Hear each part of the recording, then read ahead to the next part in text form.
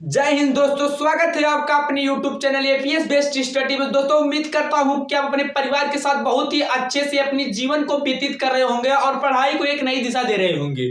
दोस्तों देखिए, हमारा आज का टॉपिक है शब्दालंकार। शब्दालंकार कहाँ लिए हैं, इससे पहले मैं अलंकार को समझा चुका हूं, बेसिक कॉन्सेप्ट समझा चुका हूं। अलंकार शब्द की उत्पत्ति कहाँ से हुई, कैसे हुई और इसके जनक कौन है, ये सारी चीजें मैं एक वीडियो अपलोड कर चुका हूं। चाहेंगे तो हमारे YouTube चैनल पे जाके एपीएस बेस्ट स्टडी अलंकार सर्च करके देख सकते हैं। ठीक है, अलंकार की सब मतलब सारी चीज की परिभाषा और उसके बेसिक कॉन्सेप्ट को समझा चुका हूं। यहाँ पे हमको कवर क्या करना है, शब्दालंकार। शब्दालंकार किसे कहते हैं ये भी बता चुका हूं, लेकिन बता दे रहा हूं आपको, जानकारी के लिए बता दे रहा हूं। शब्दालंकार जहां शब्दों का माध्यम हो, जहां शब्दों का माध्यम हो वहां पे शब्दालंकार। कैसे बता दें, इसकी परिभाषा क्या हो जाएगी, जहां शब्दों के माध्यम से काव्य की शोभा बढ़ाई जाए। किससे, शब्दों के माध्यम से काव्य की शोभा बढ़ाई जाए, वहां पे शब्दालंकार होगा। ठीक है, जब शब्दों की बात करेगा तो वहां पे शब्दालंकार, ऐसा ही समझ जाइएगा। ठीक है, देखिए शब्दालंकार कितने भेद होते हैं। शब्दालंकार वाकई में बहुत टिपिकल है, लेकिन तो आपको बहुत ही आसान तरीके से मैं समझाऊंगा। प्लीज दोस्तों वीडियो को एंड तक देखिएगा। ठीक है, देखिए शब्दालंकार के मुख्य कितने भाग होते हैं, मुख्य कितने भेद होते हैं, मुख्य 5 भेद होते हैं। ठीक है, वैसे भी शब्दालंकार जो ससुरा है ना, उसको 70-75 भेद होते हैं। ठीक है, लेकिन जो मतलब मुख्य हैं वो 5 होते हैं। जहां से क्वेश्चंस बनते हैं वो 5 ही से क्वेश्चन बनते हैं, इससे ज्यादा नहीं पूछा जाता। ठीक है, देखिए अनुप्रास अलंकार, और दूसरा क्या है यमक अलंकार, तीसरा क्या है श्लेष अलंकार, और चौथा क्या है वक्रोक्ति अलंकार, पांचवा क्या है पुनरोक्ति अलंकार।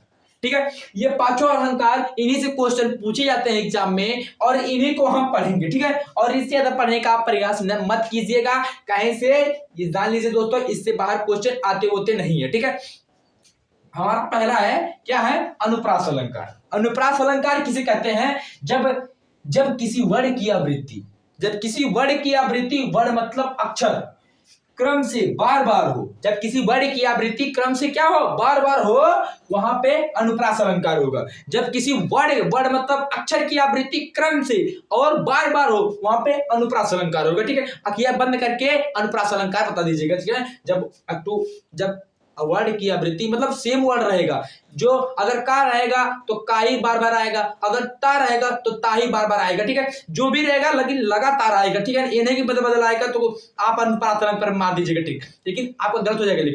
लेकिन जानते हैं आप, जब समान मतलब कि एक जैसे होंगे, जैसे मतलब का है तो का ही रहेगा, का ही रहेगा। अब जैसे ता है तो ता ही रहेगा। ठीक है, ता ही रहेगा। अब ये नहीं कि का आया यहाँ पे खा आ गया फिर यहाँ पे गा आएगा, ऐसे नहीं होगा।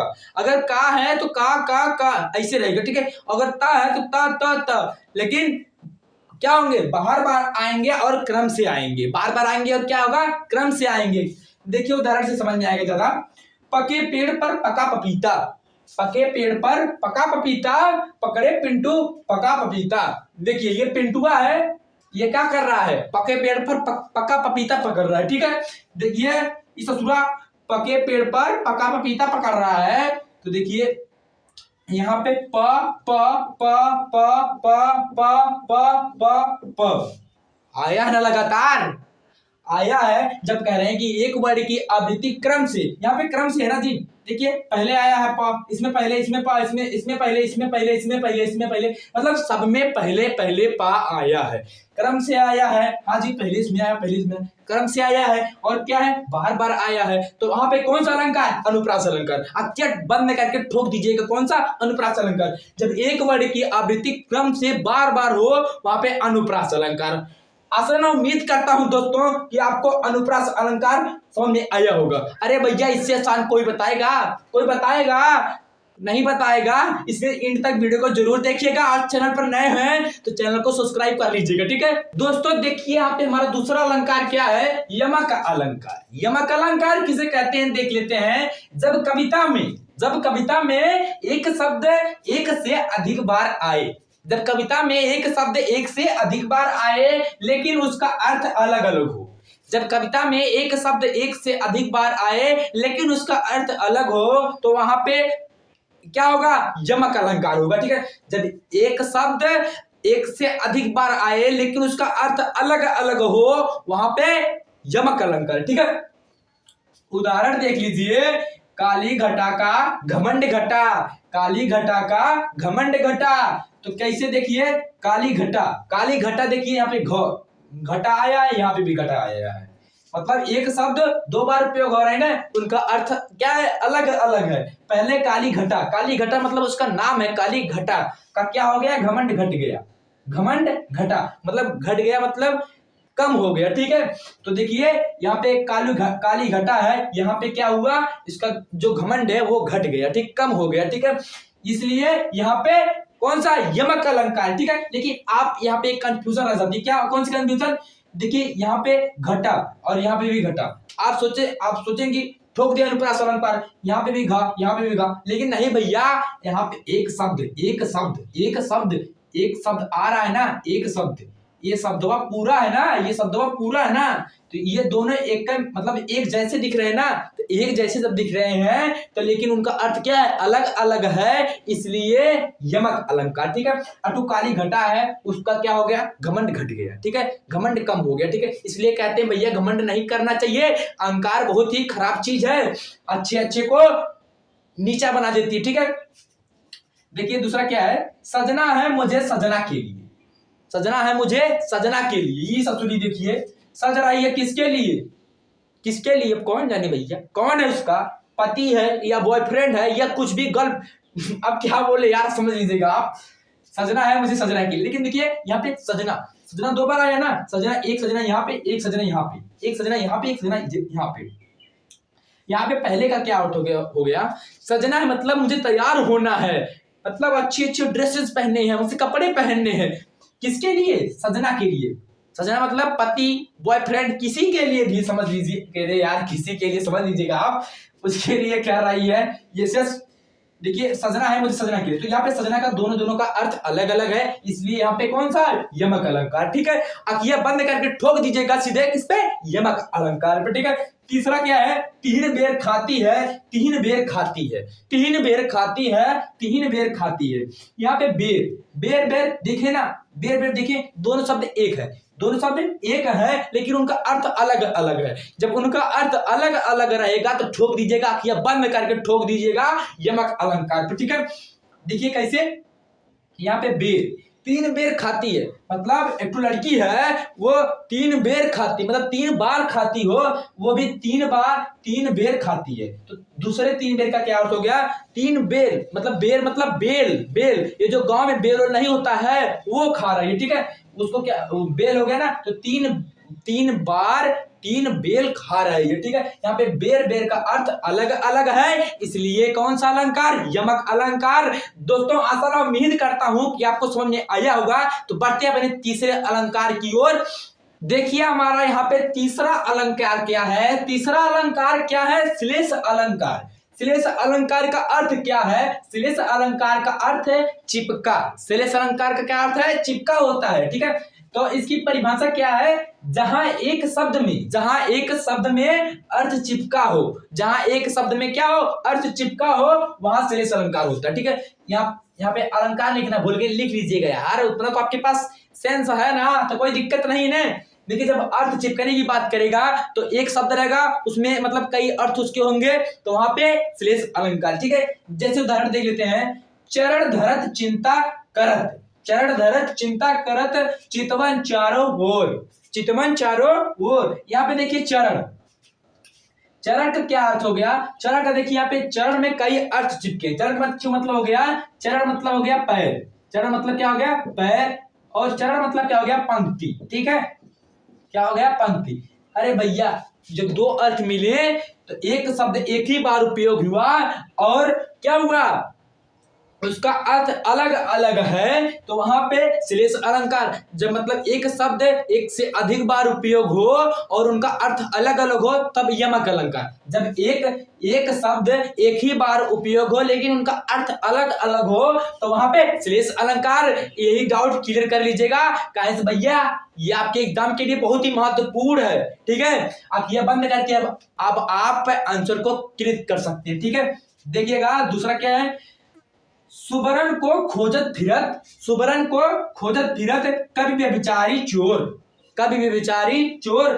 तो देखिए यहाँ पे सुबरन, सुबरन का मतलब क्या हो गया? सुंदर वर्ण, सुंदर वर्ण, सुंदर वर्ण मतलब सुंदर अक्षर, ठीक है। और सुंदर, सुंदर स्त्री, ठीक है, सुंदर स्त्री। और यहाँ पे देखिए दोस्तों, यहाँ पे देखिए जो सुबरन उसका कई अर्थ होता है, ठीक है। इसलिए जब एक अर्थ में कई अर्थ चिपके होंगे तो वहां पे जो श्रेष्ठ अलंकार हो जाएगा, ठीक है। यहाँ पे देखिए सुबरन का क्या अर्थ हो गया? मतलब सुंदर, सुंदर वर्ण और सुंदर स्त्री और सोना, ठीक है। ये तीनों अर्थ चिपके हैं, ठीक है। इसलिए यहाँ पर कौन सा अलंकार? श्रेष्ठ अलंकार। जब एक शब्द में कई, मतलब ये कह सकते हैं एक शब्द के कई अर्थ होंगे, वो भी अलग अलग अर्थ होंगे, तो वहां पे श्लेष अलंकार। आंखियां बंद करके ठोक दीजिएगा कौन सा? श्लेष अलंकार, ठीक है। इससे आगे बढ़ रहे हैं। और दोस्तों मजा आ रहा ना? नहीं मजा आ रहा है तो वीडियो को थोड़ा सा पीछे स्किप करके और हमारी बात को पूरा ध्यान से समझिएगा, ठीक है।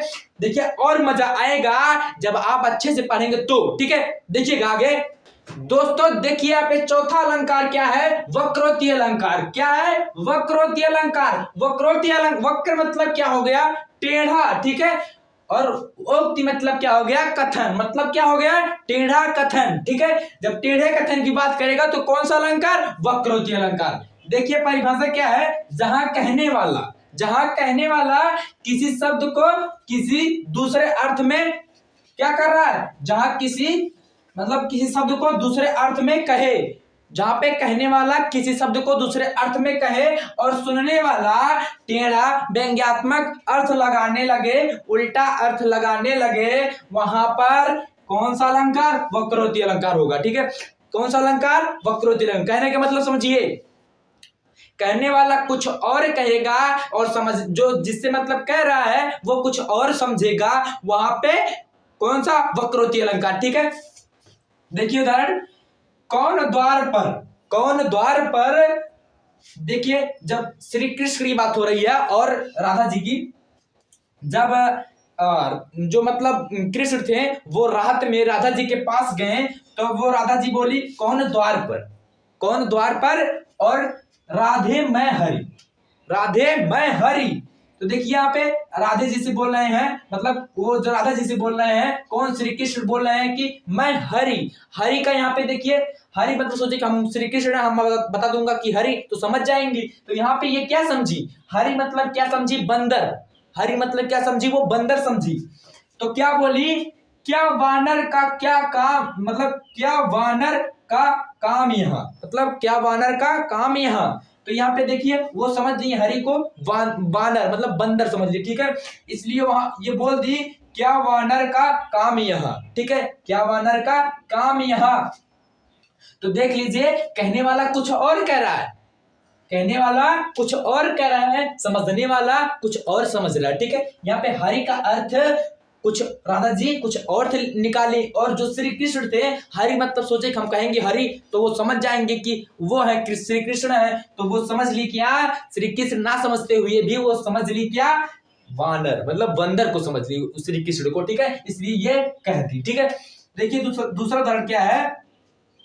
जानू जाओ मत बैठो और ये ससुरा। ये देखिए कह रहा जानू जाओ मत बैठो, इसके पास इतना टाइम हो गया कि बैठा रहा, अरे हमको बैठाओ बताएंगे फिर। जानू जाओ मत बैठो, तो जानू जाओ, जानू जाओ मतलब यहाँ पे दो अर्थ निकल रहा है। एक तो कह रहा है जानू जाओ, तुम जाओ, मत बैठो, जानू जाओ मत बैठो। तो देखिए एक अर्थ ये निकल रहा है कि जानू जाओ, जानू मत जाओ, और एक और क्या क्या क्या निकल रहा है? जानू जाओ मत बैठो, ठीक है। दो अर्थ निकले ना, जानू जाओ और जानू बैठो, ठीक है। दो अर्थ निकले, तो जब दो अर्थ निकलेगा, जब कहने वाला कुछ और कह रहा है और सुनने वाला जब कुछ और समझ रहा है, तो वहां पे कौन सा अलंकार? वक्रोक्ति अलंकार। समझिएगा एकदम, देखिए पूरा सिंपल सिंपल समझा दे रहे हैं। जब कहने वाला कहेगा कुछ और, सुनने वाला मतलब उसी बात को सुनने वाला दूसरा कुछ गलत अर्थ ले लेगा, तो वक्रोक्ति अलंकार। आंखें बंद करके ठोक दीजिएगा कौन सा? वक्रोक्ति अलंकार, ठीक है। समझ में आया? असल उम्मीद करते हैं दोस्तों आपको समझ में आया होगा। अरे भैया इससे आसान और कोई समझाएगा? नहीं समझाएगा। इसलिए वीडियो को एंड तक देख लीजिएगा। एक अलंकार और बचा है, फिर उसके बाद आप पढ़िएगा मत। 2-3 घंटे बाद हमारी वीडियो फिर मतलब जो लिखी है, जो नोट बनाए हैं उसको फिर से पढ़ लीजिएगा। आप जीवन भर नहीं भूलेंगे, हमारी गारंटी है, आप जीवन भर नहीं भूलेंगे। ठीक है, देखिएगा आगे। देखिए दोस्तों, यहाँ पे हमारा पांचवा अलंकार क्या है, पांचवा व लास्ट अलंकार। देखिए पूर्वोक्ति अलंकार। पूर्वोक्ति अलंकार देखिए कैसे, थोड़ा सा जान लेते हैं बेसिक चीजें। पूर्ण मतलब फिर से, पूर्ण मतलब फिर से, वोक्ति मतलब बात, फिर से वही बात कहना, इसका अर्थ हो गया पूर्वोक्ति अलंकार का। ठीक है, देखिए परिभाषा क्या है, जहां एक शब्द बार बार आए, जहां एक शब्द बार बार आए लेकिन उसका अर्थ क्या हो, समान हो, वहां पुनरुक्ति अलंकार होगा। ठीक है, मतलब कहने का मतलब ये है, जब कहीं एक शब्द एक से अधिक बार आए लेकिन उसका अर्थ जो है वो समान होगा, वहां पे पुनरुक्ति अलंकार होगा। ठीक है, समझ में आया आपको? आशा ना उम्मीद करते दोस्तों समझ में आया होगा। इससे भी अच्छा और कोई बताएगा नहीं। ठीक है, देख लीजिएगा उदाहरण। धीरे धीरे फिर बढ़ा चरण, धीरे धीरे फिर बढ़ा चरण, बाल की कलियां का प्रांगण। यहाँ पे देखिए एक शब्द 2 बार आया है धीरे धीरे, लेकिन इनका अर्थ क्या है, समान है। देखिए धीरे धीरे मतलब आराम आराम से, धीरे धीरे मतलब आराम आराम से। यहाँ पे देखिए दोनों का मतलब अर्थ एक ही हुआ ना, तो इसलिए जब दोनों का अर्थ एक हुआ तो वहां पे कौन सा अलंकार, पुनरुक्ति अलंकार। आखियां बंद करके ठोक दीजिएगा, कौन सा, पुनरुक्ति अलंकार। ठीक है, देखिए दूसरा उदाहरण क्या है। मधुर मधुर मेरे दीपक जल, मधुर मधुर मेरे दीपक जल, युग युग प्रतिदिन प्रतिक्षण प्रतिपल। देखिए मधुर मधुर मतलब मीठे मीठे, यहाँ पे देखिए दोनों मधुर का मतलब हो गया मीठा मीठा। ठीक है, दोनों मधुर का मतलब एक ही हो गया। और युग युग मतलब बार बार, ये भी यहाँ पे 2 बार आया है, यहाँ पे 2 बार मतलब दोनों 2 बार आया ना, तो इसलिए देखिए दोनों का मतलब अर्थ एक ही है ना, तो युग मतलब बार, युग मतलब बार, दोनों का अर्थ एक